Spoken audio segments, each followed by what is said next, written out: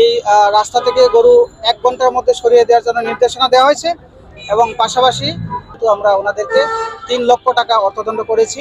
আপনারা জানেন যে এই বাবুবাজার ব্রিজ হচ্ছে অত্যন্ত গুরুত্বপূর্ণ একটি ব্রিজ।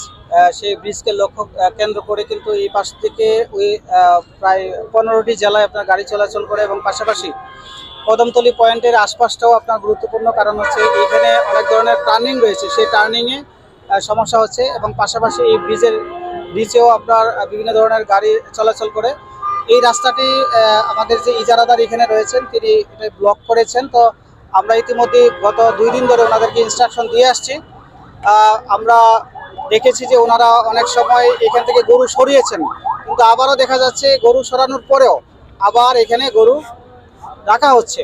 তো যার ফলে আমাদের যে ইনস্ট্রাকশন সেই ইনস্ট্রাকশন ভায়োলেশন করেছেন, সেটা ভায়োলেট করার কারণে আজকে এই রাস্তা থেকে গরু 1 ঘন্টার মধ্যে সরিয়ে দেওয়ার জন্য নির্দেশনা দেওয়া হয়েছে এবং পাশাপাশি তো আমরা ওনাদেরকে 3 লক্ষ টাকা অর্থদণ্ড করেছি এবং পাশাপাশি ইনস্ট্রাকশন দিয়েছি এই যে বাবুবাজার ব্রিজের যে পাশের যে রোডটা আছে সেই রোডটা যাতে ক্লিয়ার করে দেয়। যদি এখান থেকে এই যে গরুগুলি আছে বা যে আপনার পথটি প্রতিবন্ধকতা করে রেখেছেন সেটি যদি আপনার ওনারা দূরীভূত না করে, সেগুলো আমরা ইনস্ট্রাকশন যেহেতু দিয়েছি, ডেফিনেটলি আমরা আরো কঠোর আইনানুগ ব্যবস্থা নেব।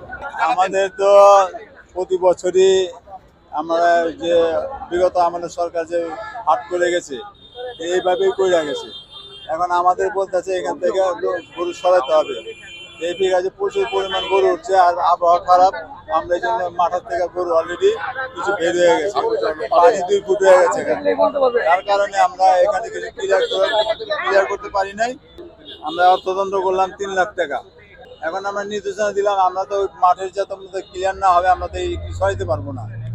আমাদের তো গরু তো আমরা তো এখন খেদাই দিতে পারবো না, এখন তারা কোথায় যাবে?